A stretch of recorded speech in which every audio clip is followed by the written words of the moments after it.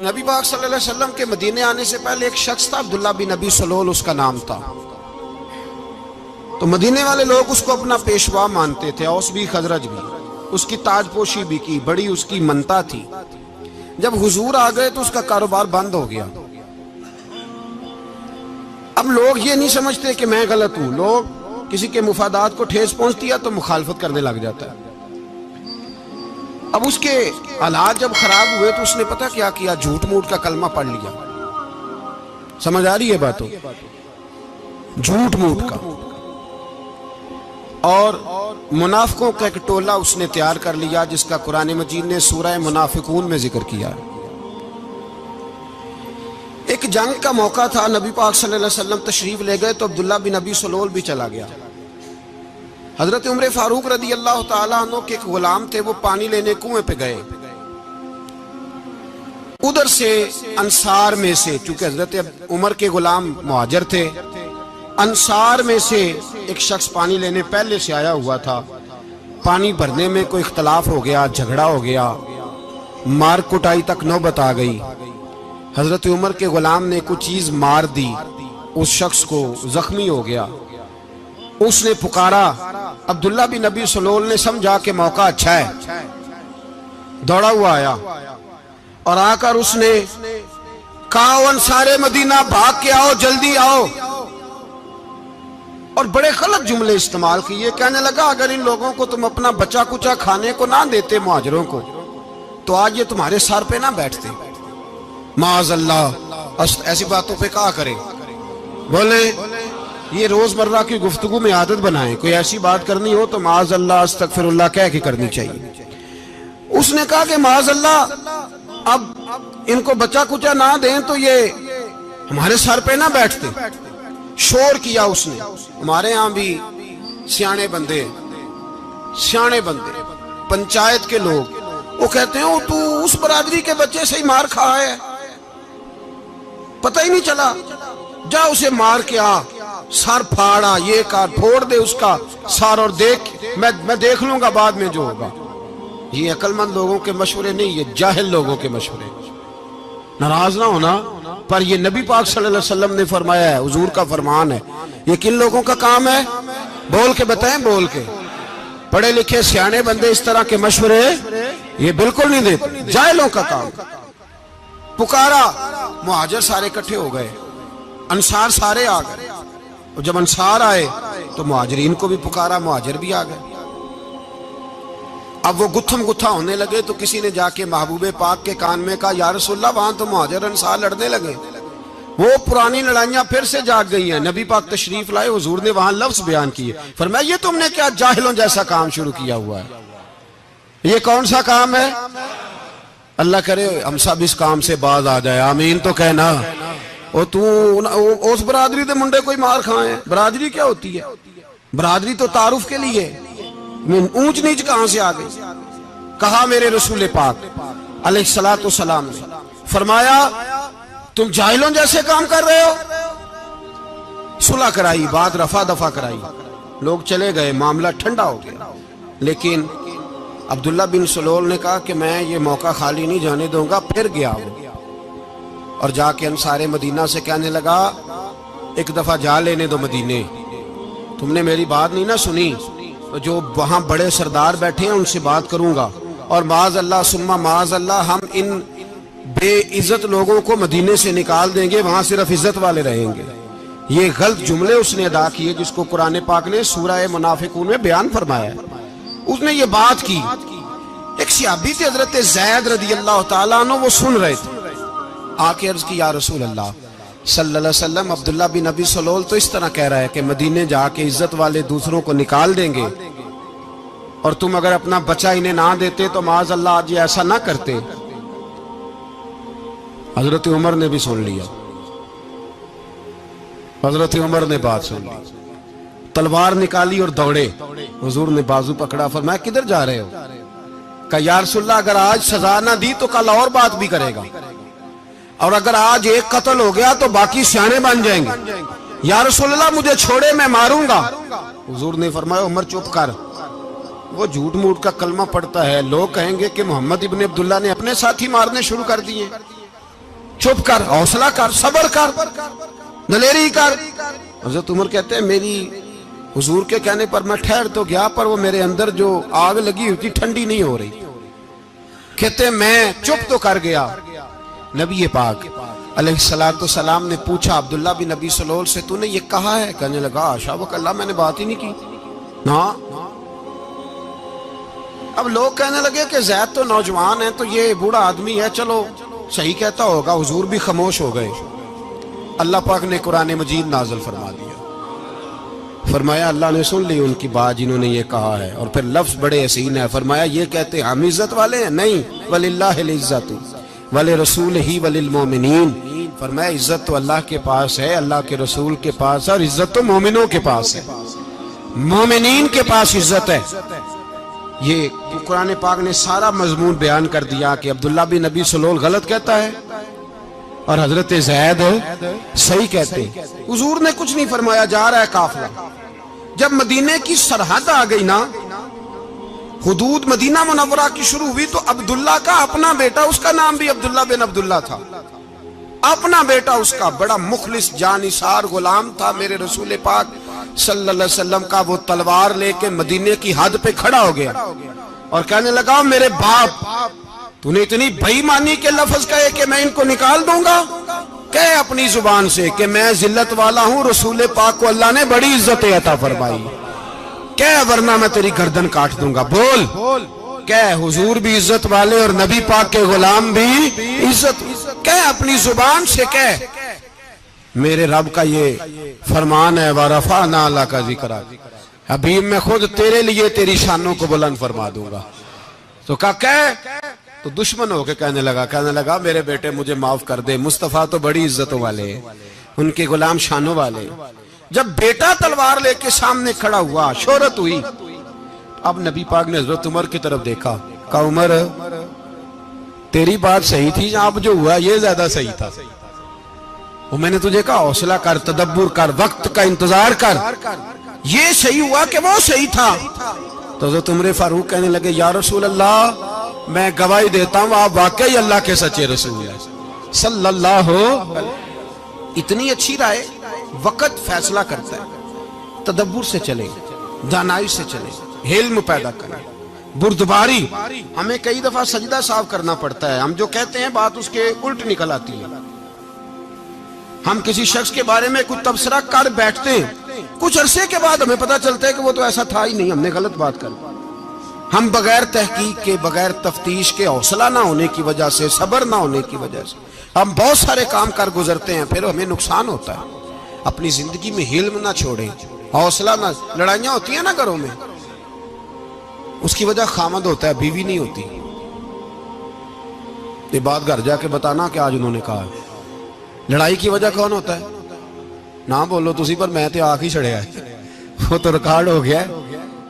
لڑائی کی وجہ کون ہے؟ جڑے باتیں لڑتے ہیں وہ کندے ہی نہیں پے۔ وجہ کون بنتا ہے جی؟ کیوں بلا؟ اس لیے کہ نبی پاک صلی اللہ علیہ وسلم نے فرمایا عورت کی عقل آدھی ہے تو تیری تو پوری ہے نا، جس کا مطلب ہے لڑائی اگر بچ سکتی تھی تو مرد کی وجہ سے بچ سکتی تھی، گھر میں امن ہو سکتا تھا۔ کہتے ہیں جی بڑی بیوقوف ہے میری سنتی نہیں، تو میں نے کہا جو اس سے بحث کر رہا ہے وہ سیانا ہے؟ بولیں، جو بحث کر رہا ہے وہ عقل مند ہے؟ بندہ تو چلو تھا وہ دانشور شیکسپیئر، باتیں بعض اوقات اس کی کچھ ایسی ہیں۔ اس سے کسی نے پوچھا تھا عورتوں سے کون جیت سکتا ہے بحث میں، تو اس نے کہا تھا وہ جو ان سے بحث نہ کرے، جو ان سے بحث۔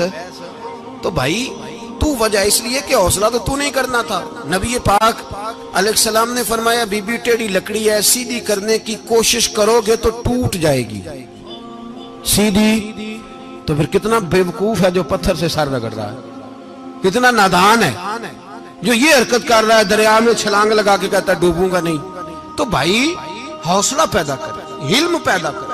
بہت ساری ایسی باتیں کرے کہ جس میں اشتعال آئے گا، فٹافٹ 3 لفظ طلاق کے دے دیے، اب بھاگا گیا مفتی صاحب کے پاس، اوہو 4 بچوں کا کیا بنے گا؟ اور یہ بات پکی ہے کہ بچوں کو صرف ان کی ماں ہی پال سکتی ہے، ان کی ماں۔ اور بات مجھے نہیں بھولتی، ایک شخص نے بیوی کو طلاق دے کے دوسری شادی کی. اس کا بیٹا تھا 10 سال کا. تو اس نے اپنے بیٹے سے کہا کہ بیٹے بتا پرانی اماں صحیح تھی یا یہ صحیح ہے؟ اس نے کہا نہیں ابا وہ تو جھوٹ بڑے بولتی تھی، یہ صحیح ہے. وہ جھوٹی تھی، وہ جھوٹ بڑے بولتی تھی میری سگی اماں، یہ سچ بولتی ہے. اس نے کہا وہ کیسے؟ کہنے لگا اس لیے کہ میں کوئی شرارت کرتا تھا تو میری سگی اماں مجھے تھپڑ مارتی تھی اور کہتی تھی تجھے روٹی نہیں دے رہی، جا دوڑ جا گھر سے.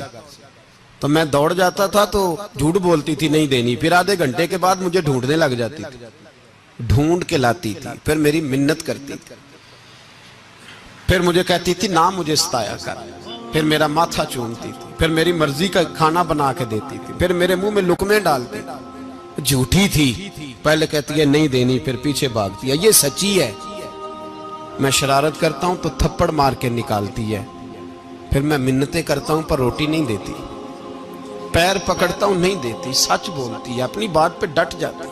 او بھائی بچے اس کی ماں ہی پال سکتی ہے، تو نے 3 جملے کہتے سوچا ہی نہیں، تیرا کا گیا تو یہ تو نئی بیوی ملے گی، اور اس کا بھی کیا گیا، اس کو بھی شاید شوہر مل جائے.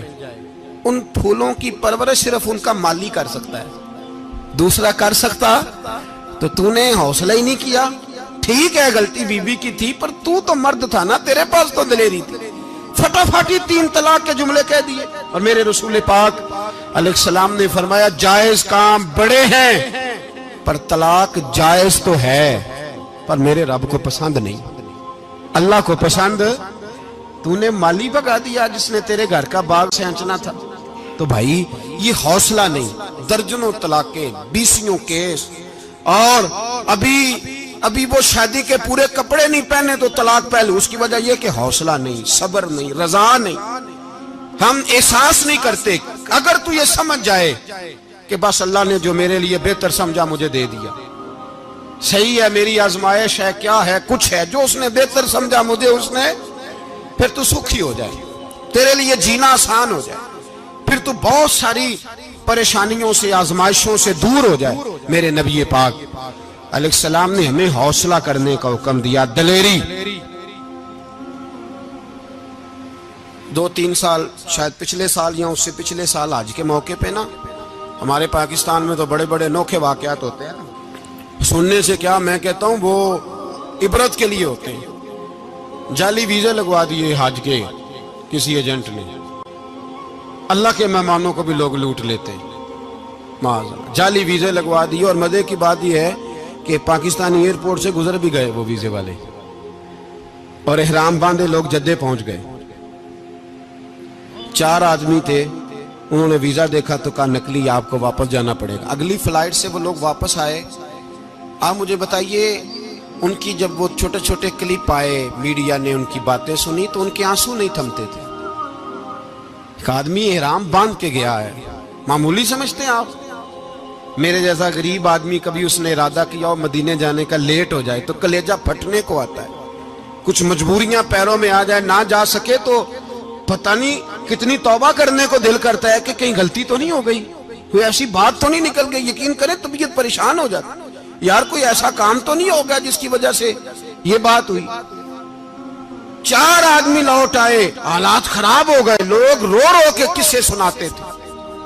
لیکن میرے رسول پاک علیہ السلام کا حوصلہ دیکھو.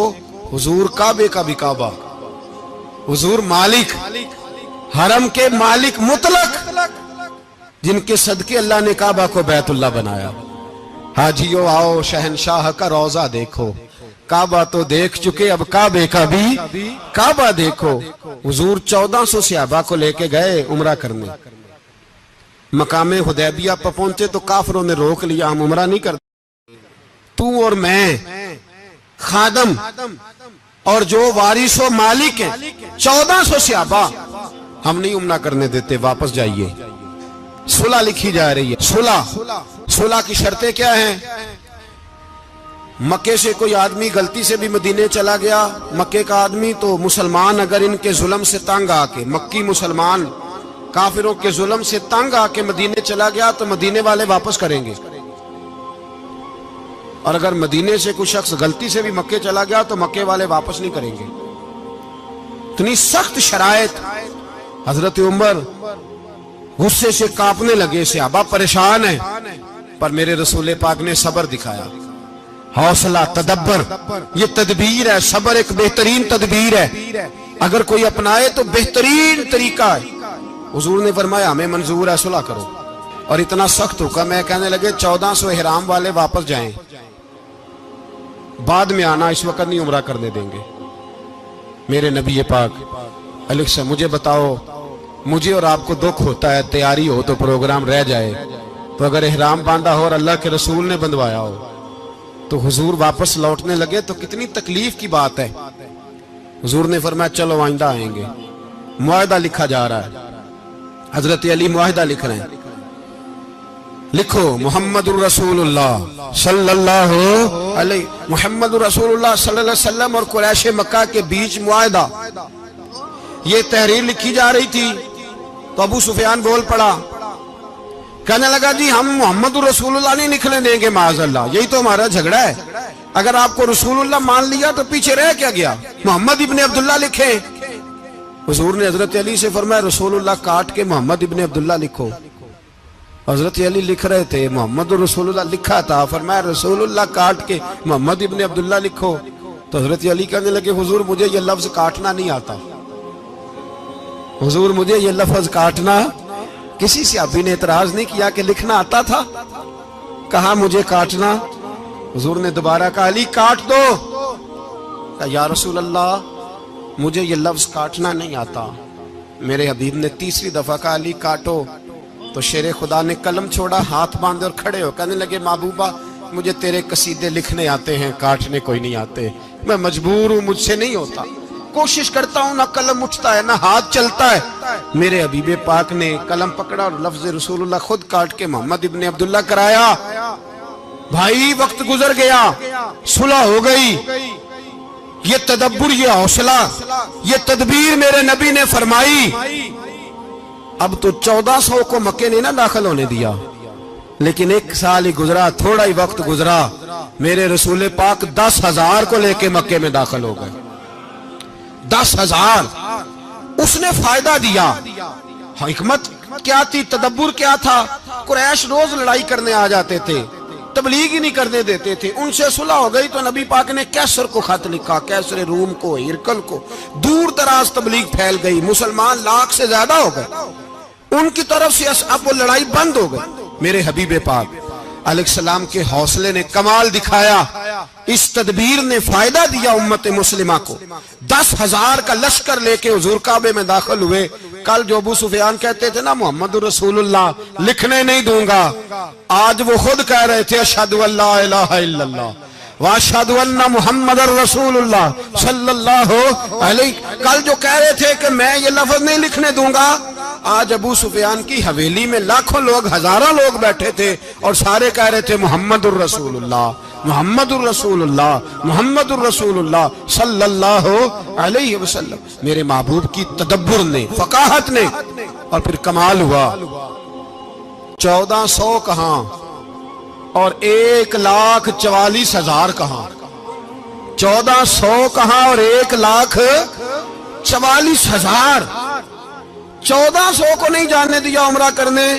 میرے رسول پاک 1,44,000 کو لے کے حج کرنے چلے گئے. حضور نے حج کیا, ہر طرف لبیک لبیک کی صدائیں بلند ہوئی. یہ میرے نبی پاک کا تدبر ہے, حوصلہ ہے. اگر وقتی طور پہ حوصلہ کر جاؤ گے, دلیری کر جاؤ گے, آنے والا وقت آسان ہو جائے. حوصلہ نہیں, صبر نہیں, سکون نہیں, 2-4 باتیں, یہاں تک کہ لوگ ابا جی کی بات برداشت نہیں کرتے. ایسے جملے کہہ دیتے ہیں جو دوبارہ پلٹ کے نہیں آتے. ماں کو لفظ نہیں بولتے, باپ کی روح تک چھلنی کر دیتے ہیں وہ جملے. لیکن لوگ اس وقت حوصلہ کرنے, اور ہم پنجابی لوگوں نے تو گنجائش ہی بڑی دے دی ہے. کہتے ہیں بچہ ہے جے, ایک ہی ہے, ایک میں حوصلہ کرے کی ہے ماشاءاللہ. تو اگر جوان ہو گیا تو کہتے ہیں گرم خون ہے, مکہ کم. اگر بوڑھا ہو گیا تو کہتے ہیں بوڑھوں میں حوصلہ نہیں ہوتا, نہ بچے میں نہ تو کس میں حوصلہ ہوگا؟ بولے کسی میں بھی نہیں. چھٹی سب کو فتویٰ مل گیا نا, یہ بچہ ہے جی, ابھی یہ تو بچہ ہے, آپ تو سیانے بیانے ہیں, یہ بچہ ہے. کمال ہو گئی ہے بھائی. کیا مطلب ہے بچہ ہے؟ بچے کو سارا پتا ہے, ہر چیز اسے آتی ہے, حوصلہ کرنا ہی نہیں آتا. اور پھر کہہ دیا وہ تو گرم خون ہے. وہ کیا بات کرتے ہو, گرم خون؟ ابے کے گلے پڑ گیا گرم خون, اس کو کھڑا کرو نا ایس پی کے سامنے اور اس کو کہو مار تھپڑ اس کے منہ پہ, تیرے گرم خون کا پتا چلے. غریب کے یہ گلے پڑ گیا, اس کو کھڑا کرو ایس ایچ او کے سامنے, پھر پتا چلے گا خون کتنا گرم ہے. وہاں بالکل چپ ہے, بالکل خاموش ہے. اور گرم خون اس کا صرف اماں کے لیے. جلال صرف رہ گیا اگر غریب گھر کی بیٹی بیاہ کے لایا تو صرف اس کے لیے. کوئی ایسی بات نہیں. ہم بڑے سیانے, ہمارا غصہ بڑا سمجھدار ہے, ہمارا وہ گرم خون بڑا سیانا ہے. وہ جہاں دیکھتا ہے کہ معاملہ ہلکا ہے تو وہاں وہ گرم خون جلال میں, اور جہاں دیکھتا ہے کہ سامنے والا تگڑا ہے تو وہاں وہ گرم خون فوراً ٹھنڈا ہو جاتا ہے. حوصلہ پیدا کرے. زندگی حوصلے مند لوگ جیتے ہیں. جو حوصلے مند نہیں ہوتے وہ تو زندگی کا ایک سال لطف سے نہیں جی پاتے. حوصلہ کریں, مسکرائیں. میرے نبی پاک صلی اللہ تعالی علیہ وسلم نے نا عثمان بن طلحہ, کعبے کی چابی ان کے پاس ہوتی تھی, تو حضور نے ایک دن فرمایا عثمان. اچھا یہ نہیں تھا کہ عثمان خاص لوگوں کو چابی کعبہ کھول کے دکھاتے تھے, بلکہ ان کو قریش کی جانب سے یہ حکم تھا کہ جو بھی تجھے کہے تو نے کعبے کا دروازہ کھول دینا. نبی پاک علیہ الصلوۃ والسلام نے نا ہجرت سے 2-4 دن پہلے کہا کہ عثمان ذرا چابی دو, میں نے کعبہ اندر سے دیکھنا ہے. بڑے ٹھنڈے دل سے ذرا سننا, ادھر دیکھو میری طرف, ادھر دیکھیے گا ذرا میرے بھائی. میں نے ایک بندے سے کہا یار پانی کی بوتل دینا دکاندار سے. ایک ہے, اس نے کہہ دیا نہیں میرے پاس. اس بات کا کوئی غصہ بولیے, اور اگر وہ کہے سارے زمانے کو ملے گی آپ کو نہیں دینی, پھر بولے میرا خیال ہے چپ کر کے ہنس کے آ جائیں گے, سوال ہی نہیں پیدا ہوتا. ہم کہیں گے مجھے نہیں نہ دینی, تو نے تو دکان اٹھا یہاں سے, بند کر اسے. کیا مطلب ہے سب کو دینی ہے تجھے نہیں دینی؟ کیا معنی ہے اس کا؟ لے کے جاؤں گا, جھگڑا ہوگا, بحث کریں گے. عثمان بن طلحہ سے حضور نے فرمایا دروازہ کھولو, کعبہ دیکھنا ہے. عثمان کہنے لگا میں ساری دنیا کو دکھاؤں گا, آپ کو نہیں دکھاؤں گا. کتنی سخت بات ہے, پر قربان جائیں رسول اللہ کے حوصلے پہ صلی اللہ علیہ. عثمان کہتے ہیں میں نے یہ بات کی تو نبی پاک مسکرانے لگے, اور میں اچھا نہیں دینی. تو حضور نے نا مسکرا کے اور میری کمر پہ تھپکی دی, فرمایا اچھا یاد رکھنا یہ چابی میں تجھ سے لے لوں گا, اور جس کو میرا دل کرے گا میں اس کو دوں گا. عثمان کہتے ہیں روز رات کو نبی پاک کے یہ جملے میرے کانوں میں گونجا کرتے تھے, گونجتے تھے کہ حضور نے فرمایا. کہتے ہیں جس دن پتا چلا نا نبی پاک 10,000 کا لشکر لے کے آ رہے ہیں, تو ابو سفیان میٹنگیں کر رہے تھے, مکے کے سارے سردار تیاری کر رہے تھے, اور میرے کانوں میں ایک ہی لفظ تھا کہ حضور نے فرمایا میں چابی لے لوں گا, پھر جس کو میں چاہوں گا اسے دوں گا. عثمان کہتے ہیں حد ہو گئی, وقت گزر گیا, حضور آ گئے, طواف فرمایا, اور طواف کے بعد میرے نبی پاک علیہ السلام نے فرمایا بلاؤ نا ذرا عثمان کو. عثمان کہتے ہیں میں چابی لے کے آیا تو دوسرا جملہ کوئی نہیں. ساڑھے نا کوئی بندہ مشورہ دے وے دی نہ منیے, تے جے کام مونجو ہو جے نا, جن جو نے مشورہ دیتا سی تے وہ نال ہی غوث پاک بن جاندا ہے. تینوں آکھیا سی نا, فوراً ہی داتا علی اجمیری ہو جاندا ہے. وہ کہندے تینوں پتہ نہیں میں کڈا ولی اللہ, تینوں میں آکھیا سی میں انج نہ کر, اور بندہ پریشان ہوتا ہے کام الٹ ہو گیا, اور لاگوں آکھی جاندا ویکھو جی میں تے تانوں پہلوں ہی آکھیا سی. جی عجیب بات ہے, شیخ چلی کی طرح پیچھے پڑ جائے گا, میں نے تو پہلے ہی کہا تھا. او بس کر یار, اب تو خواجہ معین الدین اجمیری ہو گیا, بس کرو. مشورہ ہی ہوتا ہے, کسی کا مل جاتا ہے اور کسی کا نہیں لیا جاتا. فوری طور پہ بندہ اٹھ کے نا تو ولایت کی 4تھی سیڑھی پہ چڑھ جائے گا, کہے گا میں تو اب دالے وقت ہوں, میں کتب دورہ ہوں, میں نے تجھے کہا نہیں تھا. بس کر یار, کئی دفعہ مشورے صحیح ہوتے ہیں, کئی دفعہ صحیح. بولیے نبی پاک صلی اللہ علیہ وسلم کی احد کے دن خواہش یہ تھی کہ اندر رہ کے لڑنا ہے. جوان صحابہ نے کہا باہر جا کے لڑائی کرنی ہے, حضور نے باہر جا کے جنگ کی. بظاہر مسلمانوں کو شکست ہوئی. حضور نے ایک دفعہ نہیں کہا کہ میں نے تمہیں کہا نہیں تھا اندر رہنا ہے, بس ہو گیا جو ہو گیا. اب اس میں فٹافٹ اگلے کو حوصلہ دو، کوئی عرض نہیں یار.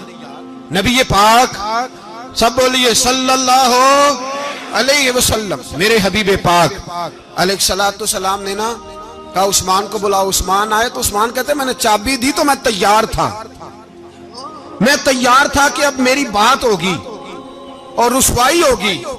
لیکن کہتے ہیں قربان جائیں مصطفیٰ نے تو یہ جملہ بھی نہیں کہا کہ میں نے تجھے کہا نہیں تھا، یہ بھی نہیں کہا. حضور نے چابی لی، کعبے کے بت صاف کیے، نماز پڑھی، واپس آئے. فرمایا عثمان میرا وعدہ تھا تیرے ساتھ کہ جس کو میں چاہوں گا چابی دوں گا، یہ لو چابی میں تجھے ہی دینا چاہتا ہوں، لے لو رکھ لو. عثمان کہتے ہیں وہ چابی نہیں میرے طرف آ رہی تھی، میری طرف ایمان آ رہا تھا. وہ چابی نہیں آ رہی، ایمان آ رہا تھا میری جانب.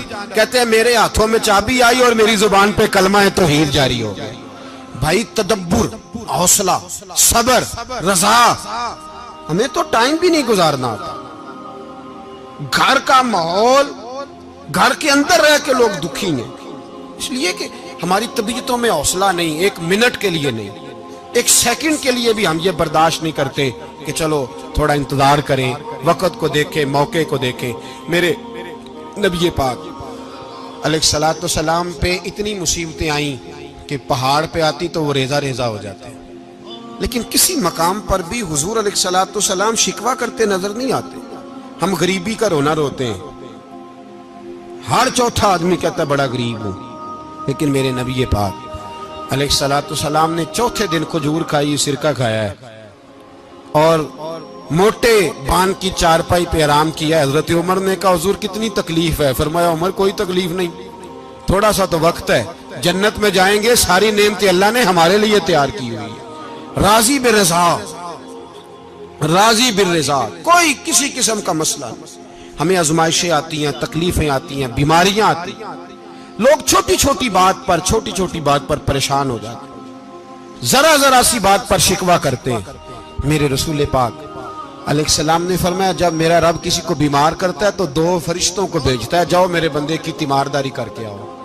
اللہ اکبر، خود رب بھیجتا ہے، جاؤ میرے بندے کی. تو مجھے بتائیے جب اللہ بھیجے تو پھر تندرست خوش نصیب ہوا کہ بیمار؟ جی تندرست پھر خوش نصیب کون ہوا؟ میرے نبی پاک صلی اللہ علیہ وسلم نے فرمایا رب 2 فرشتے بھیجتا ہے، فرماتا ہے پتہ کر کے آؤ میرے بندے کا اس کا کیا حال ہے، حالانکہ اللہ سارا ہی جانتا ہے. فرشتے آتے ہیں، واپس جاتے ہیں، رب کریم پوچھتے ہیں بتاؤ میرا بندہ کیا کہتا تھا؟ اللہ تجھے سارا ہی پتہ ہے، پر ہم سے پوچھتے تو بتا دیتے ہیں. وہ یہ کہتا تھا کہ میں اپنی رب کی رضا پہ بڑا ہی راضی ہوں. وہ تیری حمد کر رہا تھا، تیری تعریف کر رہا تھا، تیرا شکر کر رہا تھا، تیرے لیے کلمات حمد بیان کر رہا تھا. تو میرے نبی پاک علیہ السلام فرماتے ہیں، اللہ فرشتوں سے فرماتا ہے سنو پھر اگر میں اپنے بندے کو اس بیماری میں شفا دوں گا تو اس تندرستی سے زیادہ اچھی تندرستی دوں گا جو پہلے اسے عطا کی ہوئی تھی، پہلے سے اچھی صحت دوں گا. اور اگر اسے اس بیماری میں موت دوں گا تو پھر مرتے ہی اس کے لیے میں جنت کا فیصلہ فرما دوں گا.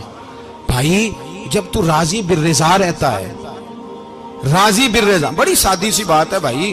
آپ گھر گئے روٹی مانگی تو اگر کسی نے کہا نا کہ اتنی تھکاوٹ ہے ٹائم پہ آیا کریں اس وقت، تو روٹی تو وہ بھی مل گئی اور اس میں لذت، وہ سکون نہیں، وہ سکون نہیں.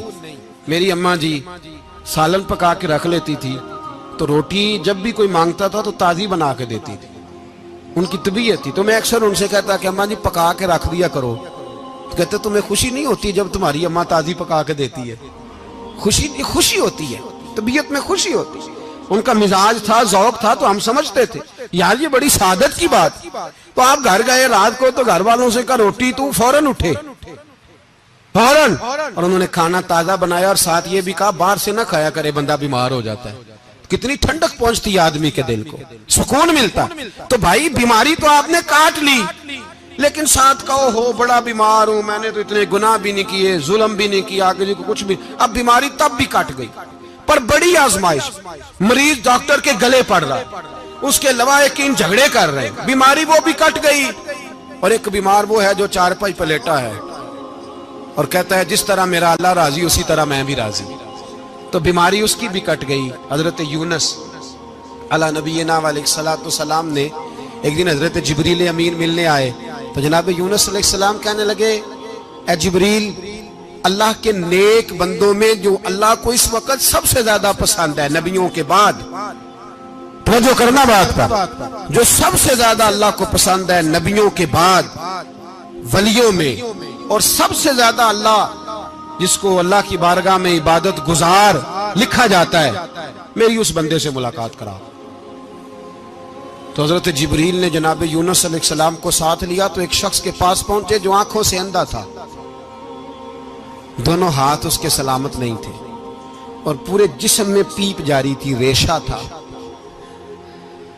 جب جا کے السلام علیکم کہا نا حضرت یونس نے، اس نے وعلیکم السلام کے بعد پہلا لفظ پتہ کیا کہا؟ اس نے کہا یا اللہ تیرا شکر ہے، یا اللہ تیرا، آپ بھی ادا کریں اللہ کا شکر، یا اللہ تیرا، اللہ تیرا شکر ہے۔ تو حضرت یونس علیہ السلام کہنے لگے تو شروع سے اس طرح کا ہے، نابینا بھی اور ہاتھوں سے معذور بھی اور سارا جسم شروع سے؟ تو بڑے ہی خوبصورت لفظ اس بیمار نے کہے، کہنے لگے نہیں حضور میں بالکل ٹھیک ٹھاک تھا، جب تک میرے رب نے چاہا کہ یہ دنیا کو دیکھے تو تب تک اس نے مجھے آنکھیں دیں، اور جب اس نے چاہا کہ اب اس کا دیکھنا بہتر نہیں تو اس نے واپس لے لی۔ تو یا اللہ تیرا شکر ہے، اللہ تیرا شکر ہے۔ پھر کہا جب تک اس نے چاہا کہ میرے ہاتھ رہے تب تک رہے، جب اس نے چاہا کہ میرے لیے بہتر نہیں تو اس نے لے لیے، تو یا اللہ تیرا شکر ہے۔ جب تک اس نے چاہا کہ میرا جسم صحیح و سلامت رہے تو رہا، اور جب اس نے چاہا کہ میرے لیے بہتر نہیں تو مجھے بیمار کر دیا، تو یا اللہ تیرا شکر ہے۔ تو حضرت یونس علیہ السلام کہنے لگے جبریل واقعہ یہ اللہ کا سب سے زیادہ شکر گزار بندہ ہے، سب سے زیادہ عبادت گزار بندہ ہے، سب سے زیادہ۔ میرے نبی پاک علیہ السلام نے فرمایا میرا مومن ہر حال میں نفع میں ہے، نعمت ملے تو شکر کر کے نفع، مصیبت آئے تو صبر کر کے نفع، اپنی زندگی میں تحمل، بردباری، علم پیدا کرے، حوصلہ پیدا کرے۔ ہر آنے جانے والے شخص کے مزاج کے مطابق اسے نہ ملے، اپنا مزاج صحیح رکھے، اپنی طبیعت کے مطابق اپنے ماحول کو برقرار رکھے۔ علم کے ساتھ گزارا کرو گے تو رشتہ داروں سے بھی بنی رہے گی، دوستوں سے بھی بنی رہے گی، ہر ایک سے تعلق رہے گا۔ اور اگر آپ کے اندر یہ حوصلہ نہیں تو پھر سارے معاملات پریشانی کا شکار ہو جائیں گے۔ یہ تو آج کا مضمون تھا۔ ہمیں نا لوگ مشورہ دیتے ہیں، کہتے ہیں پیر صاحب درویشوں کو سیاست کی بات نہیں کرنی چاہیے، دیتے ہیں نا مشورہ لوگ، جی تھوڑا تھوڑا بول دیں، تھوڑا تھوڑا دیتے ہیں نا۔ اگرچہ ہم ان کی بات نہیں مانتے، اس لیے کہ اقبال نے کہا تھا جدا ہو دین سیاست سے تو رہ جاتی ہے چنگیزی، جدا ہو دین سیاست سے تو، اور پہلا فکرہ یہ ہے کہ جلال بادشاہی ہو یا جمہوری تماشا ہو، جدا ہو دین سیاست سے تو رہ جاتی ہے۔ اس نے کہا جب سیاست اور دین علیحدہ علیحدہ ہوتے ہیں تو چنگیز خان اور ہلاکو خان پیدا ہوتے ہیں۔ سیاست جب تک مسجد کے اندر رہتی ہے تب تک پاک صاف رہتی ہے، وہ گندی ہوتی تب ہے جب مسجد سے نکل جاتی ہے۔ حضرت علی کے زمانے تک مسجد میں رہی، پاک صاف رہی، یزید باہر لے گیا تو گندی ہو گئی، حضرت عمر بن عبدالعزیز دوبارہ مسجد میں لے آئے تو پھر پاک ہو گئی۔ لیکن پھر بھی ایک ساتھی نے مجھے کہا تو اس کی بات میں، سب کی باتیں نہیں مانتا، اس کی بات میری سمجھ میں آئی۔ وہ کہنے لگا جی اصل بات یہ ہے کہ سیاسی تبصرے تجزیے ہم اخباروں میں ٹی وی پہ جا کے بیٹھے، جا کے بڑی مہربانی میری طرف دیکھیں، وہ ہم سنتے رہتے ہیں تو ہمارا دل کرتا ہے مسجد میں صرف ہم رسول اللہ کا پیار ہی سنیں۔ تو میں نے کہا یار تیری بات دل کو لگتی ہے، یہ بات صحیح ہے، چلو یہ نیت اچھی ہے، یہ تیرا نظریہ ٹھیک ہے، مان گئے ہم۔ میں چلا گیا دکاندار کے پاس اور میں نے اس کو جا کے کہا کہ گاڑی کا انجن کھولو، اس طرح کرو، اس طرح۔ اس نے کہا مولانا آپ جا کے نا گھر تو فقہ کی کتاب کھولیں، اس لیے کہ گاڑی کے انجن کے بارے میں آپ کو معلومات، یہاں اگر آپ نے یہ کام کرنا ہے تو اس کو پڑھیں، کسی استاد کے پاس ورکشاپ پہ آئیں، آپ کے ہاتھوں کو، منہ کو، چہرے کو مٹی لگے، دھواں لگے، گریس لگے، پھر آپ کو پتہ چلے گا انجن کیسے کھلتا ہے۔ صحیح کہہ رہا ہوں؟ نہیں صحیح کہہ رہا؟ دعا گلہ تو یہاں کر چڑی جائے، صحیح کہہ رہا ہوں جی؟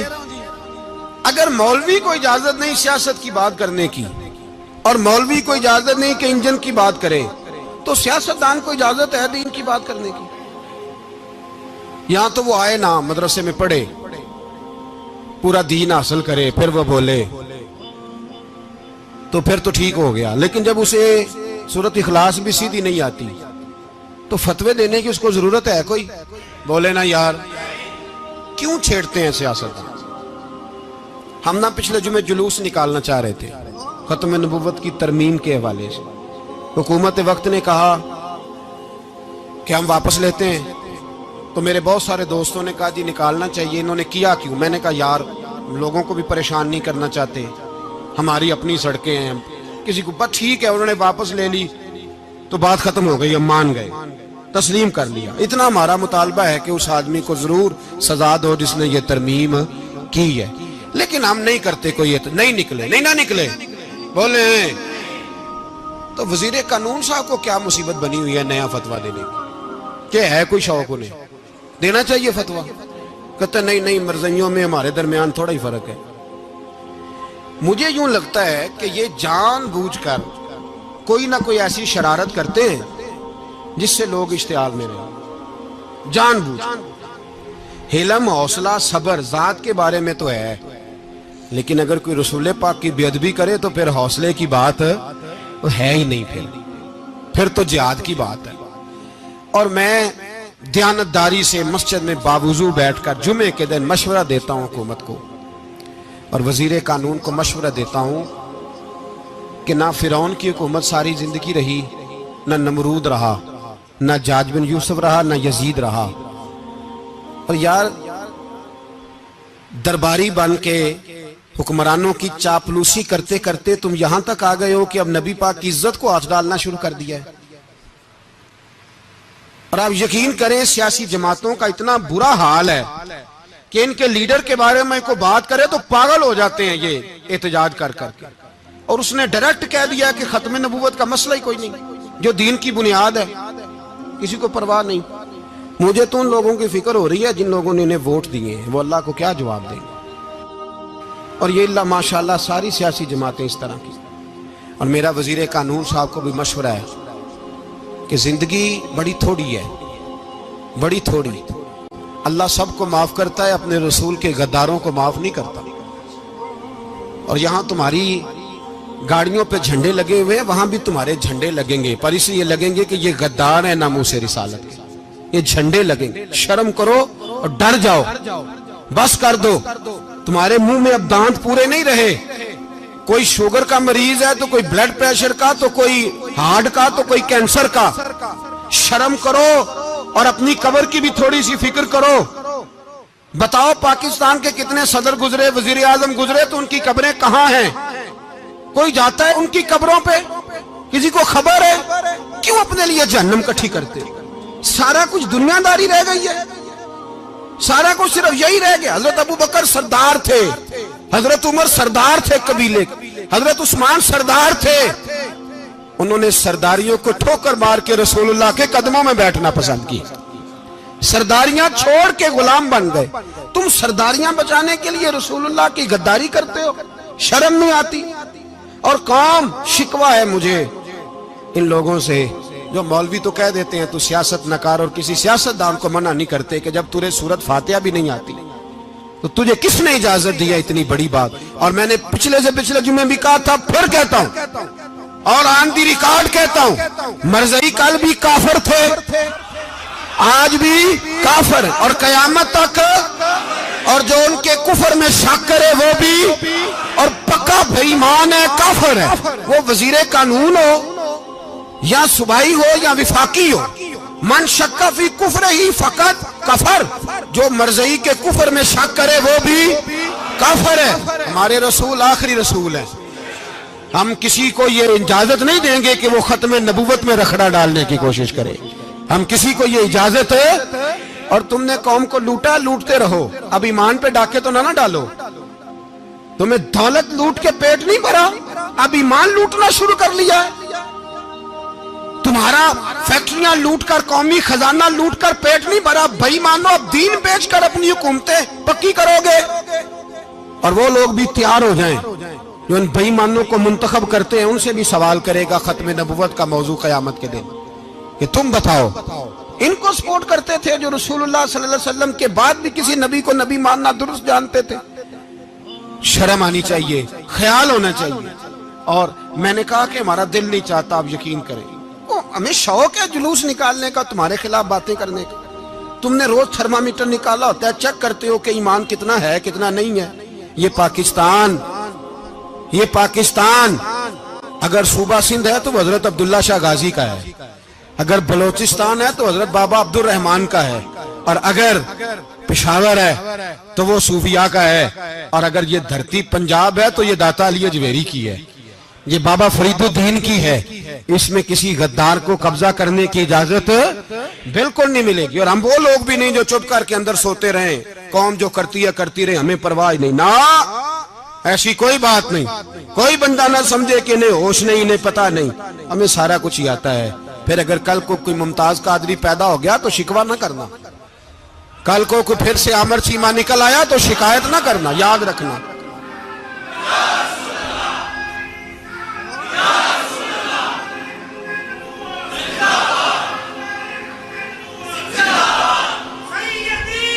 تو میرے بھائی کھل کے بولے یا نبی رسول کے صلی اللہ علیہ وسلم۔ تو یہ مشورہ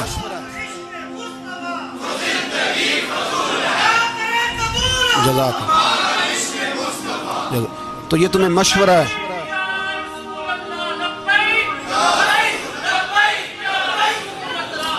میری بات سنیں، یاد رکھیں، یہ لوگ بعد میں پچھتاتے ہیں، پھر مناظرے کراتے پھرتے ہیں، اس نے صحیح کیا کہ غلط کیا، پھر انہیں ہوش آتی ہے بعد میں، پھر ان کے حواری نکل کے میدانوں میں دلیلیں دیتے ہیں۔ اس لیے ہمارا مشورہ ہے انہیں کہ یہ اپنی حد میں رہیں، اور جو کام تمہارے ذمہ، میں نے کہا نا تم نے بڑا لوٹا، یہ قوم روز تمہیں موقع دیتی ہے لوٹنے کا، یہ موقع دیتی ہے، تو تم نے دولت لوٹ کے پیٹ نہیں بھرے، اب ایمان لوٹنے کے چکر میں آ گئے ہو۔ یاد رکھو، مسلمان گناہگار ہیں، غدار نہیں ہیں۔ تمہیں دولت لوٹنے کا تو شاید موقع مل گیا ہے، پر ایمان لوٹنے کا موقع نہیں ملے گا، تو اس لیے اس کو لگام دو۔ اور ویسے بھی کتا جو پالتو ہوتا ہے نا، اس کو گھر کے اندر سنگلی سے باندھ کے رکھنا چاہیے۔ یہ تمہارے بوٹ چاٹتے ہیں، بھونکتے ہیں تمہارے حق میں، وزارتیں لیتے ہیں، ہم نے تو کوئی وزارت نہیں لی تم سے، اور نہ ہمیں شوق ہے اس لیے کہ ممبری کیا کرنی ہے جس کو ممبر رسول عطا کر دیا جائے، اس نے کیا کرنی ہے یہ ممبریاں جس کو پکا ممبر رسول دے دیا جائے، تو اس لیے اس سے باہر آؤ۔ میں نے کہا بڑے بڑے نمرود، فرعون، قارون دفن ہے، تمہارا بھی نام تک نہیں ہوگا، بالکل نام نہیں ہوگا۔ اس لیے ہمارا مشورہ، اور آپ لوگ بھی آئیں نا یہ اگلے سال، تو ان کو کھڑا کر کے پوچھ لینا، اسلامی جمہوریہ پاکستان کا تم نے MPM میں نے بننا ہے، پہلا کلمہ ہی صحیح سنا دو، چلو خدا کا واسطہ یہی بتا دو کہ تمہیں نماز بھی ڈھب سے آتی ہے کہ نہیں، اور آپ کی موج ہے، آپ بٹھا لیتے ہیں سر پہ، کیا کریں، سمجھانے والے مفت گناہگار ہو گئے اور بہکانے والے سب تمہارے یار ہو گئے۔ اس لیے یہ چھیڑتے ہیں جان بوجھ کے، اور پھر جب کوئی ممتاز قادری علیہ رحمہ پیدا ہوتے ہیں، پھر انہیں دشواری ہوتی ہے، پھر ان کا جینا مشکل ہو جاتا ہے، یہ موقع دیتے ہیں، پتہ نہیں کس کے ایجنڈے پہ عمل کر رہے ہیں۔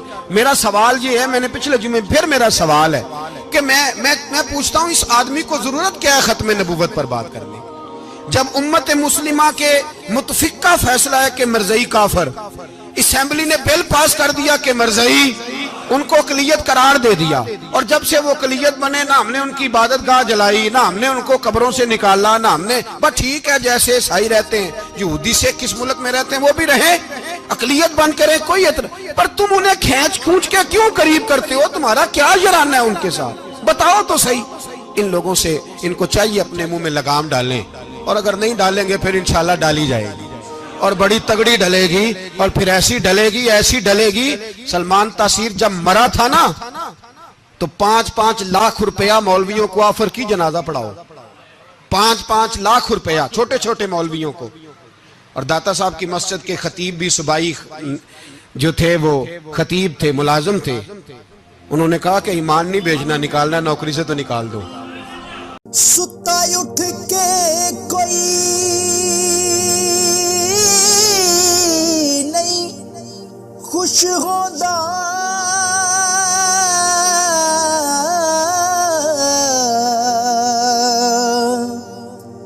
بڑے ستے جگا کے میں ویکھیا